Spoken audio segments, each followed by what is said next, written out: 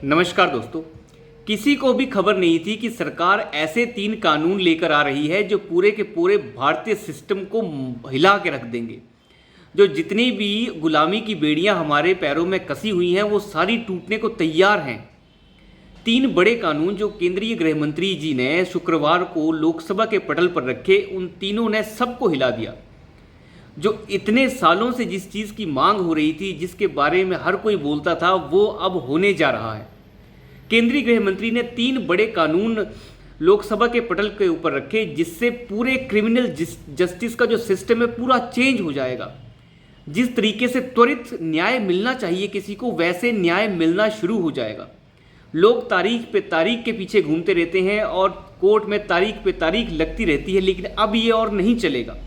3 बड़े कानून जो गृह मंत्री जी ने लोकसभा के पटल पर रखे हैं, वो पहला कानून ये है कि अब आईपीसी नहीं रहेगा, यानी इंडियन पीनल कोड जो होता है वो अब नहीं रहेगा, उसे भारतीय न्याय संहिता बना दिया गया है।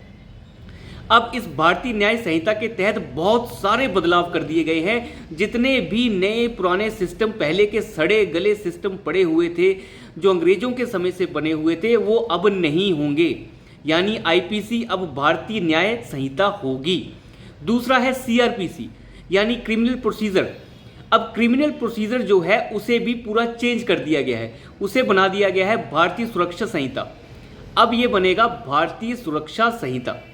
तीसरा सबसे बड़ा वो है evidence act, Indian evidence act. अब इसे भारतीय साक्ष्य एक्ट बना दिया गया है। अब इनमें क्या क्या बदलाव हुए हैं उसके बारे में देखते हैं, और ये सारी की सारी जो चीज़ें हुई हैं, आईपीसी हो, सीआरपीसी हो, इंडियन एविडेंस एक्ट हो, इन चीज़ों को बदल कर अब नए कानून जो बना दिए गए हैं, उससे सारा सिस्टम चेंज हो जाएगा। उससे सारी घूसखोरी जो वकीलों के बीच चलती है वो बंद हो जाएगी। जो केस सालों साल लटके रहते हैं वो भी बंद हो जाएंगे। सरकार ये कानून कई सालों से बनाने की कोशिश कर रही थी, लेकिन सरकार ने जल्दबाजी बिल्कुल नहीं दिखाई। ये कानून तो वो लेके आए, लेकिन इन कानूनों को पास करने के बजाय पहले उन्होंने स्टैंडिंग कमेटी के पास भेज दिया। सरकार ने इन कानूनों को बनाने से पहले हाई कोर्ट के पूर्व जजों से भी बातचीत की है, सुप्रीम कोर्ट के पूर्व जजों से बातचीत की गई है, पूर्व डीजीपी से बात की गई है, और भी बड़े बड़े अधिकारी और लॉ कमीशन से भी बात की गई है। लेकिन ये सब काफ़ी नहीं था, और इसके बाद भी सरकार ने इसे स्टैंडिंग कमेटी को भेजा है, ताकि स्टैंडिंग कमेटी पार्लियामेंट की इस पर कंप्लीट बढ़िया डिस्कशन करे। कोई दिक्कत नहीं है, बढ़िया डिस्कशन होनी चाहिए, और लंबी डिस्कशन के बाद इसका जो पूरा डिटेल है वो निकलकर सामने आएगा। इसमें सबसे बड़ी प्राथमिकता जो दी गई है वो है महिला सुरक्षा को। महिला सुरक्षा जिसे पूर्ण रूप से सबसे पहले प्राथमिकता दी गई है, और महिलाओं की जो सुरक्षा है उसे सबसे आगे रखा गया है।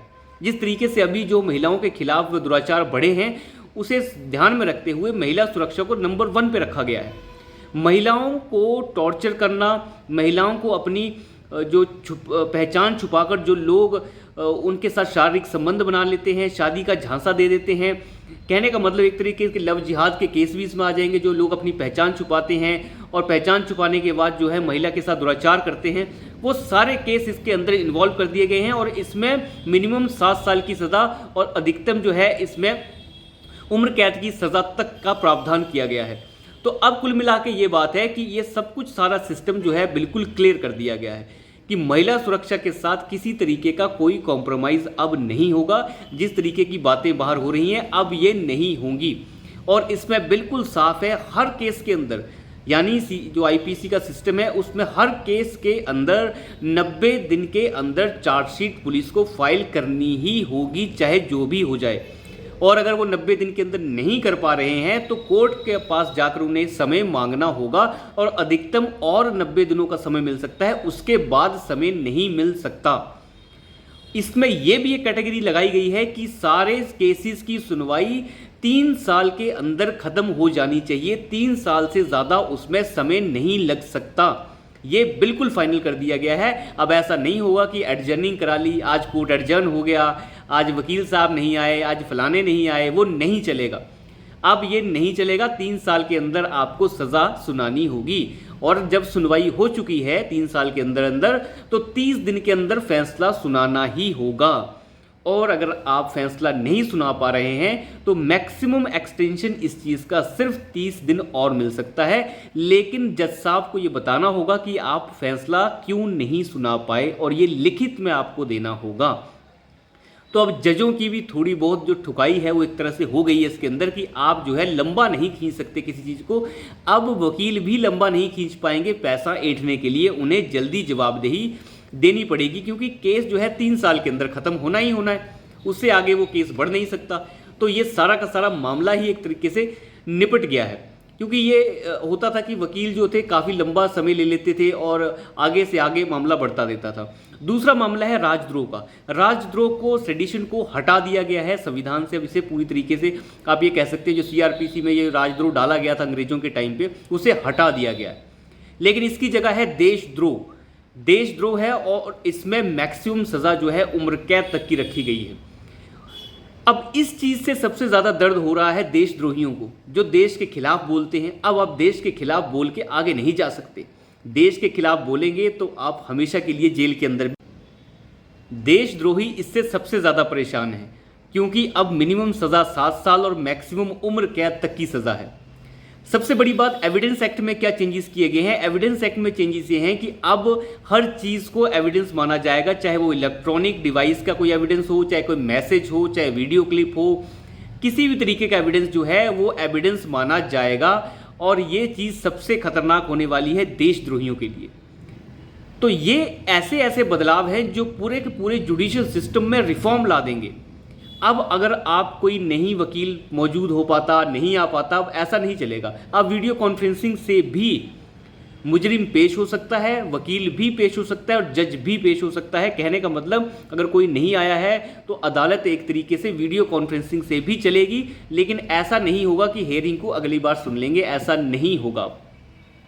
तो कुल मिला के ये बड़ा आरामदायक भी है। अगर कोई नहीं आ पा रहा है, दूर है, तो उसके लिए बड़ा आसान हो जाएगा कि वो वीडियो कॉन्फ्रेंसिंग से केस को अटेंड कर सके और केस जल्दी सॉल्व हो।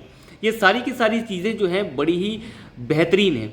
और आम आदमी के लिए जो सबसे अच्छी चीज़ हुई है वो है कि आम आदमी अब कहीं भी अपनी एफआईआर लिखवा सकता है। ऐसी कोई दिक्कत उसे नहीं है। वो देश के किसी भी कोने में अपनी एफआईआर यानी 0 एफआईआर लिखवा सकता है और पुलिस को 15 दिन के अंदर उस 0 एफआईआर को उस पर्टिकुलर एरिया में भेजना होगा जहां से रिगार्डिंग वो एफआईआर है। और ये एफआईआर धाराएं लगा के जाएगी। पहले ये एफआईआर धाराएं लगा के नहीं जाया करती थी, लेकिन अब ये धाराएं लग के जाएगी और पुलिस को 15 दिन के अंदर ये भेजनी होगी। ये बिल्कुल फाइनल उसमें कर दिया गया है। अब ये आम इंसान के लिए बड़ा ही बेहतरीन है कि वो एफआईआर कहीं भी लिखवा सकता है, 0 एफआईआर, जो पहले जो है बिना धाराओं के लिखी जाती थी, लेकिन अब ऐसा नहीं है, ये धाराओं के साथ लिखी जाएगी। तो ये जो सारे बदलाव हुए हैं, इन सभी सिस्टम के साथ ये और जुडिशरी जो है हमारी स्मूथ होने वाली। इसमें ये भी प्रावधान किया गया है कि 2027 तक हर एक कोर्ट को डिजिटलाइज कर दिया जाएगा। उसमें कोई पेपर वर्क नहीं होगा, सारा काम पेपरलेस होगा। अगर कोर्ट में किसी को पेश करना है तो उसको भी डिजिटलाइज किया गया है कि डिजिटली उसको आपको सेव करना होगा, आपके पोर्टल पे दिखना चाहिए। अगर पुलिस किसी की गिरफ्तारी करने के लिए जा रही है तो पुलिस को वीडियोग्राफी उसकी करनी होगी और परिवार को ये बताना होगा कि अब ये हमारे हिरासत में है और ये सेफ है। कहने का मतलब एक आम आदमी के लिए इतनी ज़्यादा सहूलियत दे दी गई है। अमित शाह ने अपनी बातों में ये कहा भी था बिलों को रखते समय कि ये सज़ा दिलाने के लिए नहीं है, ये न्याय दिलाने के लिए है। हमें सज़ा नहीं दिलानी, हमें न्याय दिलाना है। तो ये बड़ी ही बेहतरीन चीज़ जो है इसके अंदर की गई है, क्योंकि ये सारे के सारे ड्रामे कई दिनों से देखने को मिल ही रहे थे कि जिस तरीके से जो है पुलिस उठा के ले गई, बाद में बताया नहीं, अब ऐसा नहीं होगा। अब दूसरी बात, मॉब लिंचिंग को भी बिल्कुल स्मूथ किया गया है। अगर कोई भी 5 या 5 से ज़्यादा लोग किसी को टॉर्चर करते हैं, धर्म के रिगार्डिंग करते हैं या किसी और वजह से करते हैं और उसकी हत्या कर देते हैं, कुछ और कर देते हैं, उस केस में भी अब सज़ा का प्रावधान बिल्कुल फिक्स कर दिया गया है। उसमें भी अब 5 साल तक की सज़ा मिनिमम रखी गई है और अधिकतम इसमें भी उम्र कैद तक की सज़ा जो है यानी आजीवन कारावास की सज़ा इसमें रखी गई है। तो अब मॉब लिंचिंग का मामला भी नहीं चलेगा, चाहे धर्म की बात हो, चाहे जाति की बात हो, चाहे कोई और हो। बिल्कुल साफ कर दिया है सरकार ने कि हम ये कर रहे हैं और जल्द ही ये विधेयक जो है कानून का रूप शायद अगले सत्र तक ले ही लेंगे, जब तक स्टैंडिंग कमेटी डिस्कस करेगी। अलग अलग नेताओं के अलग अलग प्रतिक्रियाएं भी आ रही हैं, लेकिन सब कंफ्यूज हैं कि वो क्या करें। अब इसके ऊपर क्या बोलें। अंग्रेज़ों द्वारा दी गई बेड़ियों को सरकार ने काट दिया। अब ये लोग उस पर क्या बोलें, सब फिलहाल मुंह छुपा के घूम रहे हैं। कांग्रेस ने भी इसके ऊपर कोई खास स्टैंड नहीं लिया है, छोटा मोटा स्टैंड देखने को मिला है कि हम स्टैंडिंग कमेटी में इसके बारे में बात करेंगे, लेकिन पता नहीं क्या स्टैंड है।